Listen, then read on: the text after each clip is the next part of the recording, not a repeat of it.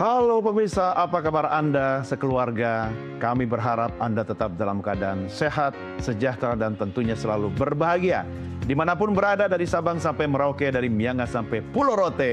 Ketemu lagi dengan saya, Doni The Kaiser. Dan saya, Don Bosco Selam. Tentu dalam program kesayangan pemirsa, Doncast. Oh ya Bang Don, sebelum kita mulai diskusi, karena Doncast kan selalu diskusinya tajam kan? Nah, menurutmu? Tajam tapi santai, ya kan? Tapi kita juga tidak lupa mengucapkan terima kasih. Selama ini banyak yang dukung kita, Bang Don. Betul. Ya, pemirsa, baik yang menyaksikan melalui Nusantara TV, ataupun yang menyaksikan dan komen melalui channel YouTube Nusantara TV Official. Pokoknya jangan lupa like, share, dan juga subscribe. Oke, Bang Don, ini istimewa. Karena kita istimewa selalu ya, bukan cuma double down ya kan, tapi karena kita membahas sesuatu yang jauh dari tanah air kita. Tetapi dekat proximity psikologisnya. Yes. Kedekatan itu tidak ditentukan oleh jarak, tapi bisa oleh proximity psikologis. Betul. Jadi dekat. Dan lebih dekat lagi karena yang kita hadirkan ini memang orangnya sering ke sana. Iya, bolak-balik. Seorang wartawan perang, badannya kecil, tetapi saya selalu menikmati ketika dia mengulas soal Timur Tengah. Nah, jadi pasti sudah bisa ditebak pemirsa. Kita bicara soal Suriah. Suriah ya, yang kita hadirkan ini juga seorang wartawan. Tapi wartawan ini kalau ada bom kita kabur, dia mendekat. Kalau ada perang kita menghindar, dia mendekat. Dan sekarang lagi apply visa untuk menuju kembali ke Suriah. Itulah. Oke. Itulah hebatnya. Kita hadirkan dan terima kasih, selamat datang Faisal Assegaf. Apa kabar Mas Faisal? Alhamdulillah sehat. Sehat ya? Mas Faisal, terima kasih ya sudah datang. Badan Anda ini kecil, tetapi suka ke daerah-daerah perang. Iya. Kenapa Anda begitu? Orang menghindari. Adrenalin. Yang kedua, hidup itu kan cuma sekali. Terus? Nah, cari pengalaman itu kan mahal. Ya, tapi itu berisiko. Ya, kalau saya Berisiko mati malah. Iya, saya punya keyakinan mati itu kan udah di tangan Tuhan. Biasa. Iya, iya. Tapi katanya memang orang yang badan-badan kecil itu ininya keberaniannya lebih banyak gitu. Jadi ke medan perang itu pernah di mana saja? Saya pernah di Lebanon, terus di Gaza, terus di Libya. Libya. Iya. Urusan Kolonel Gaddafi. Gaddafi, sampai Gaddafi wafat di sana. Wow. Nyali, adrenalin. Ya, sebagai jurnalis memang selalu kalau ada begitu adrenalinnya naik, tetapi tidak semua orang ke tempat perang gitu. Iya. Saya cerita ketika saya ke Libya itu, makanya istri saya sih nganggap saya gila. Jadi jangan istri Anda, banyak juga orang akan mengatakan Anda gila gitu. Jadi waktu pas saya mau ke Libya itu, saya masih di Tempo. Ya, hebat sekali. Itu anak saya baru 2 tahun, anak laki lagi lucu-lucunya. Saya lagi nyuapin susu, dia lagi naik odong-odong. 3 hari lagi Idul Fitri. Terus editor saya di Tempo bilang, besok kamu ke Libya. Udah saya jalan. Jadi saya nggak mikir lagi 3 hari Lebaran, anak lagi baru 1 lah istilahnya kan, baru 1 masih lucu-lucunya ya. Saya terbang tetap. Ya kalau perintah di jurnalistik memang harus begitu gitu. Cuman bahwa tidak semua orang bisa mengambil risiko seperti itu. Ada passion lah ya. Ya, Syarat mau ke Suriah, mau siap-siap. Aplikasi sih, cuma apply-nya mungkin agak susah, apalagi situasi lagi gini kan, itu lewat visa elektronik. Oh, visa elektronik. Iya. Apa yang membuat Anda mau ke Suriah lagi? Karena ada adrenalin tadi. Saya terus terang belum pernah ke Suriah. Terakhir kan kemarin ke Lebanon. Cuma belum, waktu pas ke Lebanon bulan September sebenarnya mau nyebrang ke Suriah, tapi ya itu lagi-lagi visa saya belum keluar.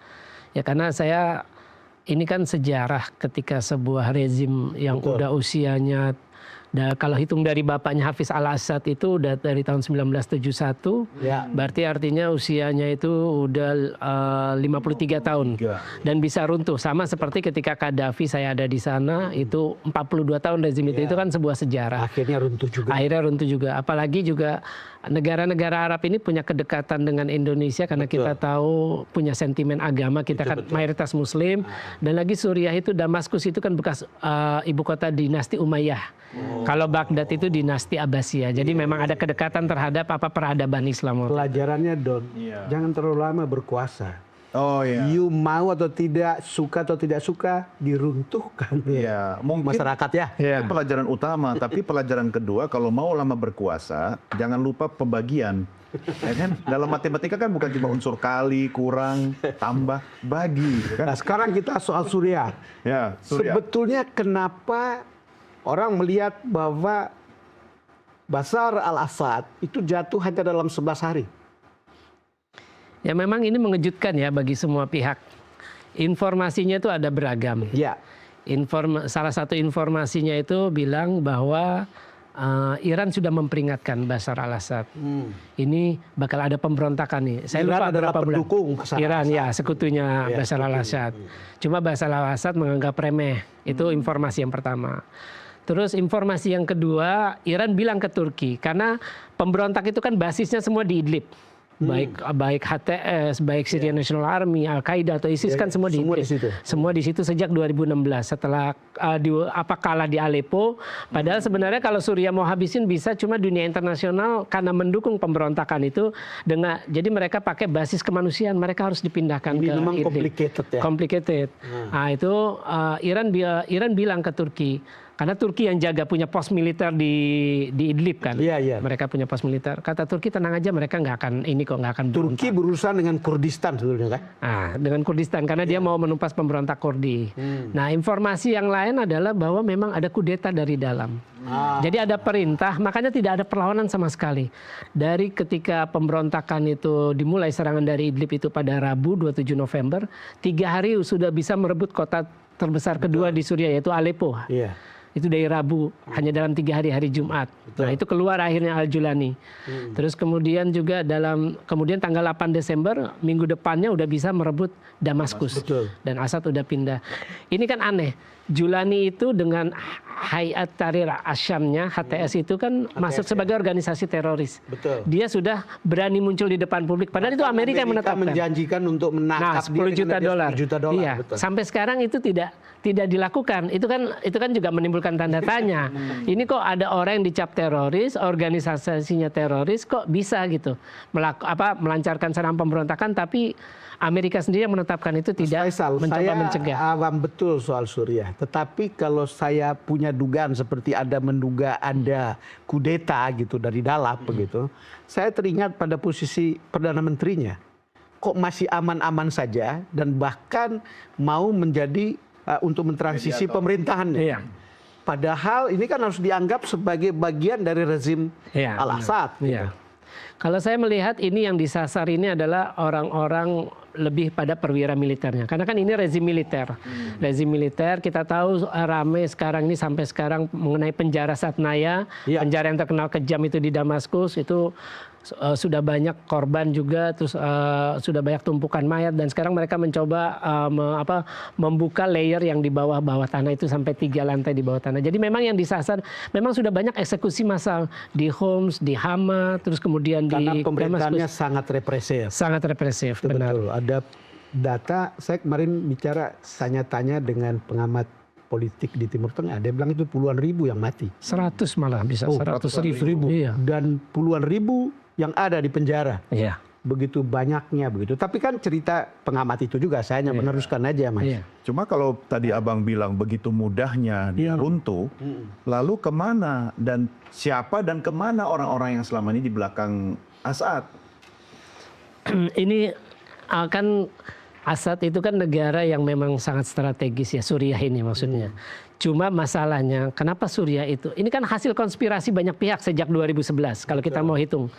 Kenapa banyak negara ingin Suriah itu hancur? Maksudnya rezim Assad yang berkuasa di Suriah. Pertama itu faktor yang paling dominan karena dia anti Zionis. Itu. Jadi dia kita tahu. Saya pernah menulis ketika revolusi Timur Tengah bertiup mulai dari Tunisia sampai akhirnya menggulingkan Presiden Zainal Abidin bin Ali, itu kan kemudian Husni Mubarak, kemudian Gaddafi. Saya itu pernah ditanya, ini arahnya kemana? Saya bilang ada 2 target utama dari revolusi Timur Tengah itu. Musim semi Arab orang nyebutnya. Arab Spring. Arab Spring, ya. Itu setelah Gaddafi yang juga anti Zionis, anti Barat. Itu targetnya selanjutnya adalah Suriah kemudian Iran. Kalau Iran itu lebih susah karena itu target terakhir pamungkas. Nah, akhirnya Suriah dulu. Kenapa Suriah ini? Karena Suriah mendukung dan juga dekat dengan Israel kan? Dekat dengan Israel, berbatasan di Golan. Iya. Karena kan mereka pernah berperang dan dataran tinggi Golan kan direbut pada perang 6 hari 1967. Kemudian juga Suriah menjadi basis Hizbullah dengan Hamas. Kemudian juga menjadi lalu lintas pasokan senjata dari Iran buat Hizbullah ke Lebanon karena mereka berbatasan darat. Makanya karena rezim Assad ini anti Zionis, otomatis kan anti Amerika karena kan sekutu istimewanya. Ya akhirnya bagaimana ini harus dipotong ini, dihancurkan. Itu konspirasi udah lama. Artinya kalau kita lihat itu sebetulnya tidak benar juga dia hanya jatuh di dalam 11 hari kan. Tetapi itu sudah lama. Saya tanya pengamat, dia bilang mestinya sejak Arab Spring. Arab Spring orang demo, lalu kemudian demonya direpresi, lalu kemudian akhirnya dilawan. Setelah dilawan, Assad kemudian mengambil campur tangan orang luar, termasuk Iran, Hizbullah juga, dan seterusnya. Lalu kemudian ditangkaplah begitu banyak orang, ditambah lagi dengan krisis bagaimana korupnya pemerintahan itu gitu. Jadi bukan betul-betul karena 11 hari ini kan? Bukan. Karena jadi memang sudah lama lah, sudah puncaknya. Selain itu juga memang basis pemberontak di Idlib ini memang dijaga. Itu mereka sudah bisa memproduksi pesawat nirawak, drone. Selain juga bantuan dari mereka itu dilatih dari Ukraina, itu kan ada kabarnya. Kemudian juga ada drone-nya dari Turki. Jadi memang mereka ini bersiap-siap dari 2016 sampai 2024 itu memang sudah mempersiapkan. Dan berakhir ketika Rusia menarik diri dari Suriah kan? Iya, seperti padahal itu sekutu kuatnya kan? Sekutu kuatnya. Rusia sendiri kenapa dia menarik diri dari situ? Sebenarnya dia tidak menarik diri, cuma memang moral dari tentara ini yang jatuh. Moral tentara Rusia. Moral tentara Suriah. Jadi Suriah atau Iran ini berpikir malah gini, ngapain kita berkorban? Sedangkan tentara mereka sendiri juga nggak ada mau kan, makanya kita lihat banyak orang yang tentara pada ganti baju, terutama di Latakia basis-basisnya Assad itu kan langsung pada ganti baju semua ke baju sipil. Sebenarnya yang menarik adalah kalau tadi Bang Don bilang, kenapa kok hanya dengan 11 hari runtuh? Kalau saya balik ya, Mas Faisal, hebat dong. Kalau harusnya dia udah jatuh bertahun lalu, dia masih bisa memperpanjang kekuasaannya itu. Apa sebabnya? Kalau saya lihat nih ada tekanan sih. Karena kan kita tahu ada perundingan terakhir itu di Doha. Itu sebenarnya ada kesepakatan yang dihasilkan.